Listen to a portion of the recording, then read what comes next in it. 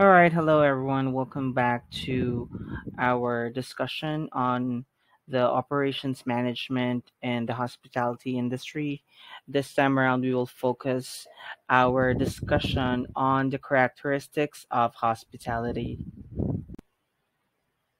Okay, so I am sure that everyone is aware of the status of the hospitality industry, and it is matter of factly one of the biggest industries in the world. However, because of COVID-19 pandemic, we have been very much affected with this global health crisis. But nevertheless, we are very certain that our industry will soon rise again. And as a hospitality management student, it's imperative that you're aware of the distinct features and characteristics of the services that goes along with this with the hospitality industry. So the first distinct feature is intangibility, meaning to say that a service is a deed, performance, or effort, and as such has no physical dimensions that make it objectively measurable, and it cannot be seen, tasted, heard, felt, or smelled before the purchase. So the services in the hospitality industry is intangible. So it is a challenge for the hospitality service professionalize to make their service tangible. So what does that mean? So we have various ways so that we could overcome this challenge of intangibility, or to make sure that our services will be a holistic experience, meaning to say that we all of our senses should be able to appreciate. So like say for example, on the first way to overcome the challenges of intangibility is to tangibilize the intangible. So how will that happen? So to make the service a holistic experience, the service must satisfy all of our senses, like the sense of sight, the sense of smell, our hearing, sense of taste, and the tactile sensation. So example, of course, in the service industry, you would have a combination of the product plus the service that comes along with the product for the customer service provider to be able to deliver it to your customers. So like for a certain product, you have to make sure that it's visually appealing, the colors are nice, the smell will really tickle your senses, the texture of the product will um will also rouse your interest. You will hear something like when you order a sisig, you will hear the sizzle. So like the service is not complete if the sisig that will be served to you will not sizzle. So just like with the brand promise of like on the example here is Jollibee. To tangibilize the service, it's a holistic approach. You have to make sure that everything is pleasing for your guest, including the people behind the Jollibee are thinking of the psychology of colors. What are the brand colors that will make it appetizing or call the attention of their patrons? And even the use of tagline to show brand promise. And we are very much aware that in Jollibee, they really call the attention of their customers because of their brand promise or their tagline, Bida ang sarap or Bida ang saya. And Filipinos are making fun of it that if you are bida bida, you are hence called Jollibee, and that's actually beneficial for the marketing of Jollibee because it has been a way of life, it has been a tagline, and it is some way for fulfilling its promise to focus on what are the benefits and satisfaction it could give to the customers, most especially for the kids and the young at heart, that they are really feeling the good vibes that Jollibee is bringing into them even before they got to taste the products. So that's in that way they are tangibilizing the intangible. And number three is to visualize the service. How could that possibly happen even before you get to taste their products or even before you get to feel their service? One is open kitchen. Although in Jollibee it's not an open kitchen, but in some other restaurants they are having the open kitchen concept so that the customers would have a feel or idea of on how the products are being prepared. So the most establishments are really paying close attention to the standardization, the highest level of safety and sanitation in the way that they prepare their products. Okay. Another way to visualize the service is through the use of infographics or infographic menu, because a lot of customers are visuals, okay, or visual learner, or they really is a sucker for everything that they see. So in marketing, the infographic menu are important because that calls the attention of your customers. You see how when the products are advertised, you see how crunchy is the chicken, you see how juicy and thick is the burger, how delicious and sweet would be their pies. All right. And also through association, through the use of the brand ambassadors and through their testimonials, you could some way relate to them.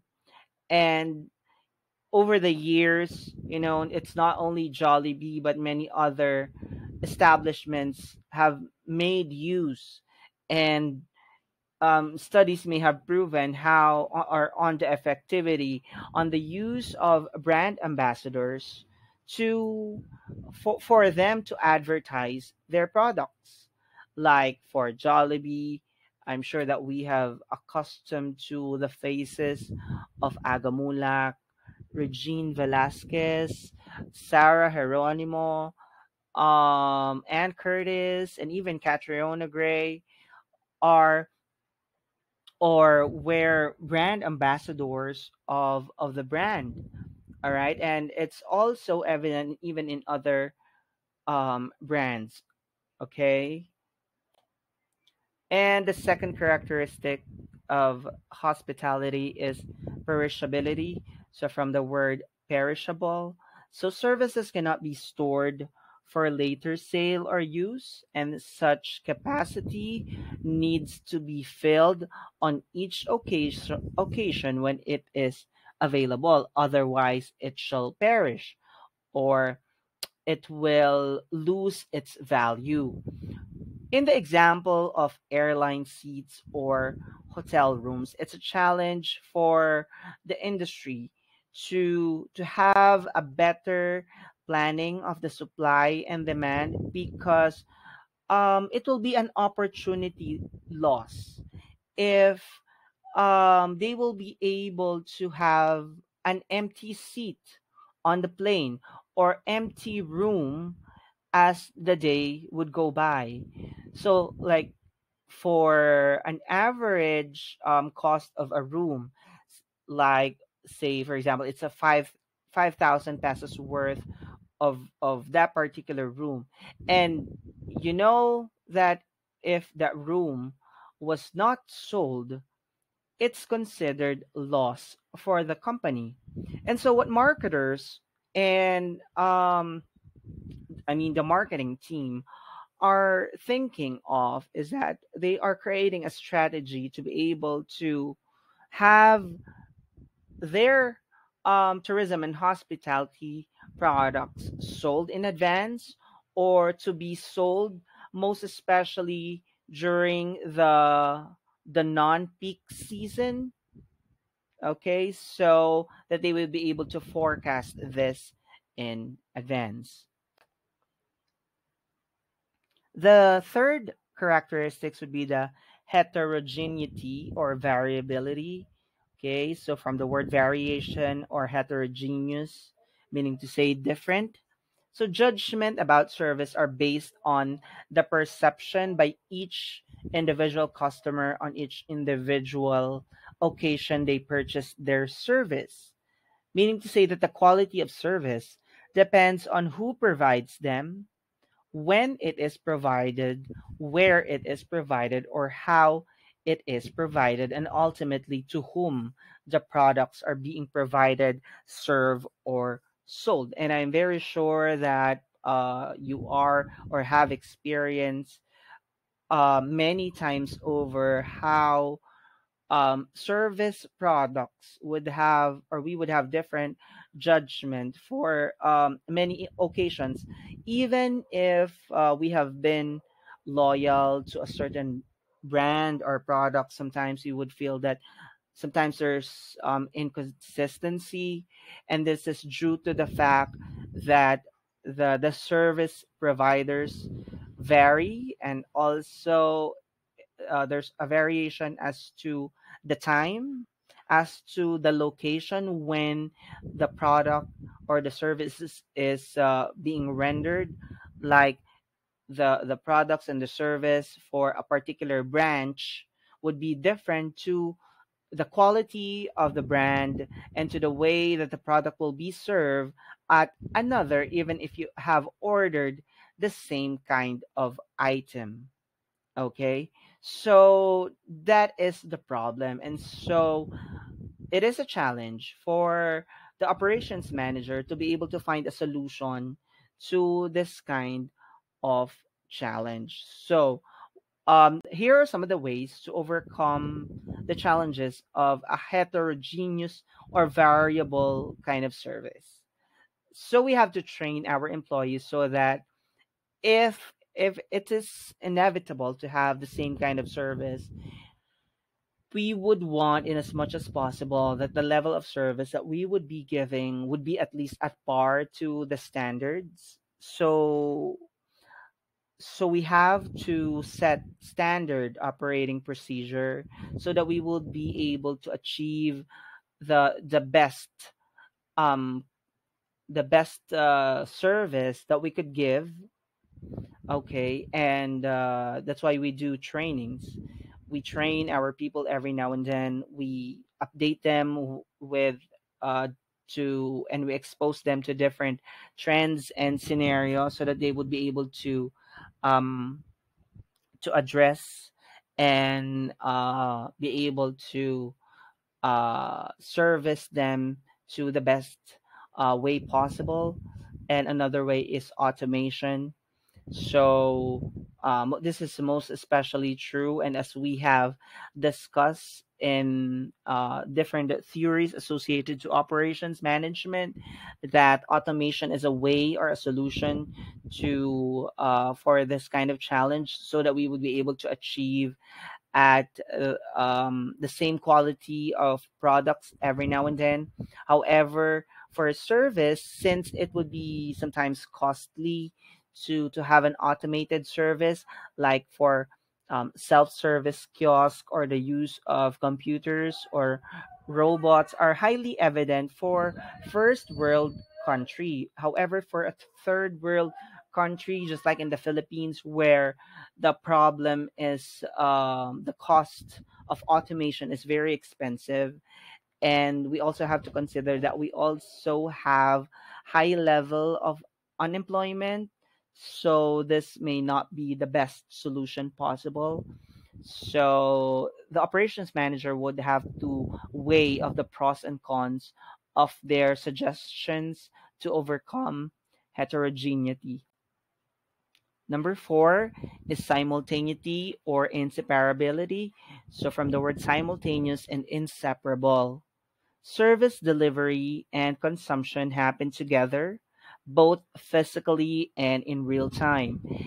As such, we could infer that services cannot be separated from the provider. So, meaning to say that you are being given the service, and at the same time, you are consuming. the service being offered to you by the provider. So, what does this infer? There are some ways, or it's a challenge for the provider of the service to be able to deliver their ultimate best to the customers, because the service is consumed right away, and it's very easy to have an initial feedback from the service rendered, because the the the service delivery is real time, or you can easily feel the service being rendered to you, and you could in return give a real time feedback to the provider. So a way to overcome the challenge of inseparability is video conferencing, just like how telemedicine works. And now that we are on the global health crisis of COVID-19, and that physical contact is being avoided, or we have to be socially distant with each other, perhaps a video conferencing, maybe, or we have to maximize video conferencing or the use of modern technologies and applications, such as the telemedicine, where you could have an online consultation with your doctors, maybe through Skype or a video messaging app, or through the use of Zoom or Google Meet. And we also experience that in the area of education, where in online class are held using different platforms. Okay, and naturally this could also be applied in the hospitality industry. All right, and the fifth one would be the ownership, or having purchased the service, customers do not possess any tangible good to show for their expenditure. So as we can relate to the first characteristic of a service, that service is intangible. So we do not have a physical evidence as to our availment of our service. And this is what we look forward to when we travel. So to overcome a challenge of ownership. Okay, so we are, or to overcome the challenge of ownership, usually we would have souvenirs, mementos, and memorabilia or photos as a souvenir for our experience with an establishment or with a service. Like when we travel, we would usually have even a simple souvenir like keychain, ref magnet, t-shirt. That's why there's a gaining popularity of these stores, because as a traveler, you wanted to have a souvenir, so that there's a tangible way by which you could relieve that moment when you have traveled to that particular destination. Like when you go up in Kalinga, and one way or a good souvenir is to be able to experience Apawang Od, um, having you or giving you an authentic tattoo. So every time that you would look on that tattoo, you will say that that is your ultimate souvenir of your experience going up the mountains. Or, although this is wrong, but this is an example by which you're overcoming ownership, is that when people, I'm not sure if this is only for the Filipinos, but some Filipino travelers are guilty of taking home um, an authorized item from the plane and taking it as a souvenir. Or even when they check in at hotel, there are some amenities in which that they are taking home, which are not part of the amenities by which you could take home, like the towels and the blankets in the airlines are not souvenir. You're free to use those, but you cannot take that home. Simple items are can be taken home. Like you could take home the small shampoo or the soap bar.